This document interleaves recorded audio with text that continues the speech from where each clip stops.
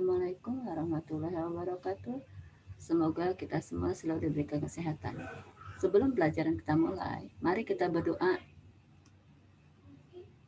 Nah, pada hari ini kita akan mempelajari cara menyusun surat lamaran pekerjaan dan contoh surat lamaran pekerjaan. Pada pertemuan 1, kita telah mempelajari pengertian surat lamaran pekerjaan, sistematika surat lamaran pekerjaan, struktur surat lamaran pekerjaan, paragraf dalam surat lamaran pekerjaan, dan kaidah kebahasaan dalam surat lamaran pekerjaan.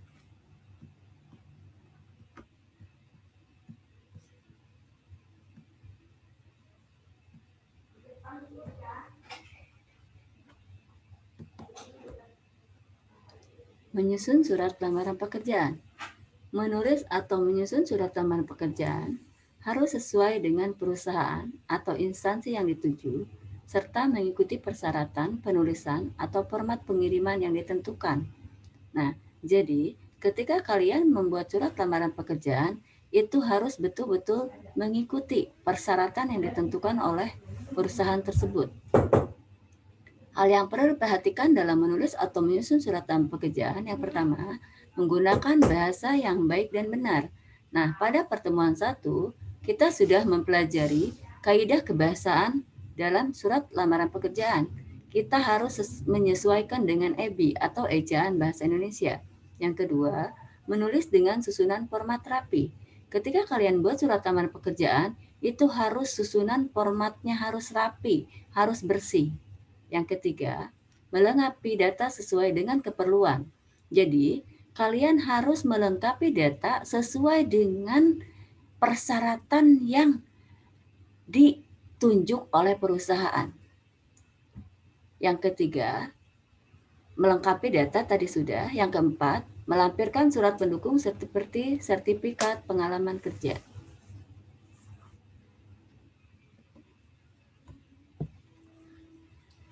Kita akan membahas di sini contoh surat lamaran berdasarkan iklan. Nah, pada pertemuan 1, kita telah mempelajari sistematika penulisan surat lamaran pekerjaan. Yang pertama, ada tanggal pembuatan surat dan tempatnya. Di sini lihat kalian contoh, Malang menggunakan tanda koma 11 Januari 2018. Nah, itu tempat dan tanggal pembuatan surat. Yang kedua, hal. Nah, di sini halnya apa? Karena kalian membuat surat lamaran pekerjaan, berarti halnya lamaran pekerjaan. Nah, terus lampiran. Lampiran itu tidak boleh disingkat, tidak boleh lam. Berarti lampiran. Nah, penulisan berapa berkasnya itu tidak boleh ditulis pakai angka, tapi menggunakan huruf. Lampiran 1 berkas. Nah, untuk penulisan alamat, di sini lihat, kamu perhatikan. Yang terhormat, Manajer Personalia PT Rosmala, Jalan Pesona Melati 9 Malang. Nah, kebanyakan penulisan alamat surat menggunakan kepada yang terhormat. Itu salah. Karena kepada sudah menunjukkan ke siapa, yang terhormat ke siapa. Jadi memiliki makna ganda. Nah, dalam penulisan jalan itu tidak boleh disingkat. Jadi jalan tidak boleh JLN, harus Jalan Pesona Melati 9. Malang. Malang berarti kotanya. Terus, salam pembuka. Dengan hormat. Nah, karena sini berdasarkan iklan, jadi awal paragraf berarti kalian harus menyesuaikan dengan setelah membaca iklan yang dimuat di harian Kompas tanggal 9 Januari 2019 yang menyatakan bahwa perusahaan Bapak memerlukan tenaga kerja di bagian operator mesin. Nah, di sini berarti kalian harus menjelaskan melamar pekerjaan kalian itu ke bagian apa? Karena kan kalau di iklan itu ada bagian misalnya administrasi, bagian operator mesin, bagian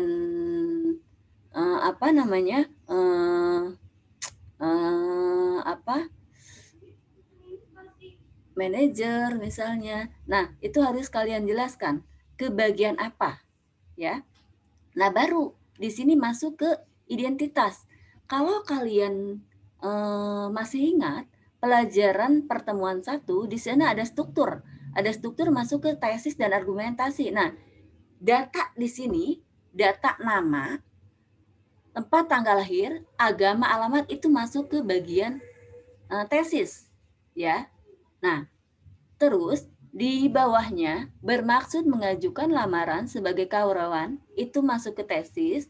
Lampirannya di sini kalian lihat fotokopi ijazah, surat keterangan kelakuan baik, pas foto, daftar riwayat hidup itu masuk ke argumentasi sampai saya ucapkan terima kasih. Nah, di sini ini isi. Nah, terus besar harapan saya ini masuk ke salam penutup, hormat saya, dan tanda tangan. Nah, di sini di contoh sini ada sistematika dan struktur, ya. Dari sistematika dari pembuatan tanggal surat sampai ke tanda tangan. Nah, di struktur ada tesis dan argumentasi. Nah, ini contoh surat lamaran pekerjaan berdasarkan iklan. Jadi kalian harus perhatikan. Kalau berdasarkan iklan, berarti kalian harus mencantumkan nama korannya koran apa, tanggal berapa, dan bagian apa yang akan kalian lamar. Nah, di sini contoh kedua berdasarkan inisiatif sendiri. Nah, lihat berdasarkan inisiatif sendiri kalian lihat di sini masih tanggalnya sama tanggal lamaran pekerjaan. Nah, di sini. Nah, terus yang membedakan apa? Yang membedakan kalau berdasarkan iklan berarti setelah membaca iklan, kalau berdasarkan inisiatif sendiri langsung dengan hormat. Saya yang bertanda tangan di bawah ini. Nah, yang membedakannya apa?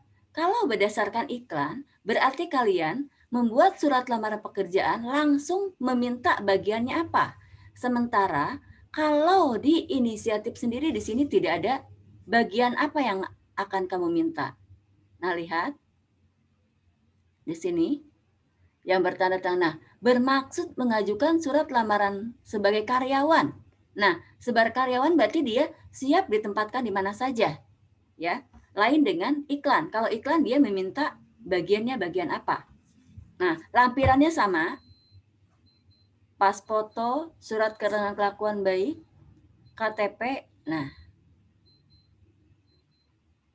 ini contoh surat lamaran pekerjaan berdasarkan inisiatif sendiri. Bedakan antara surat lamaran yang berdasarkan iklan dengan inisiatif sendiri.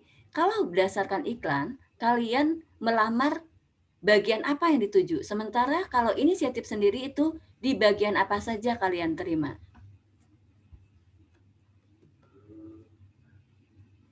Nah, contoh daftar riwayat hidup. Pada pertemuan 1, kita mempelajari surat lamaran pekerjaan ada 2 jenis. Yang pertama gabung, yang kedua dipisah. Nah, kalau di sini berarti contoh daftar riwayat hidup, ini berarti contoh yang dipisah. Jadi ada surat lamaran dan ada daftar riwayat hidup. Nah, di sini daftar riwayat hidup kalian lihat. Nama, tempat tanggal lahir, jenis kelamin, umur, alamat, nomor telepon. Kan? Sampai emailnya ada, agama, status pernikahan, pendidikan, pengalaman bekerja.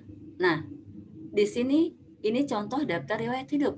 Nah, kalau misalnya kalian akan mencantumkan daftar riwayat hidup di surat lamaran pekerjaan, berarti kita perhatikan.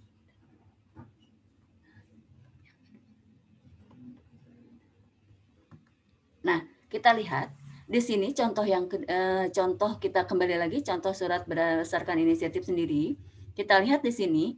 Nah, kalau kalian akan mencantumkan daftar riwayat hidup, berarti dari pendidikan di sini, dari pendidikan terus pengalaman, sertifikat. Berarti kalian masukkan ke dalam surat lamaran pekerjaan. Berarti itu gabungan.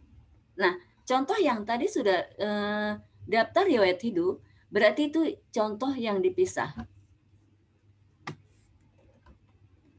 Nah, kalian sudah paham? Semoga dengan mempelajari contoh surat lamaran pekerjaan, daftar riwayat hidup itu akan memudahkan kalian dan semoga bermanfaat. Atas perhatiannya Ibu ucapkan terima kasih.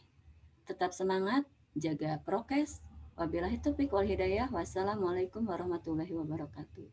Terima kasih.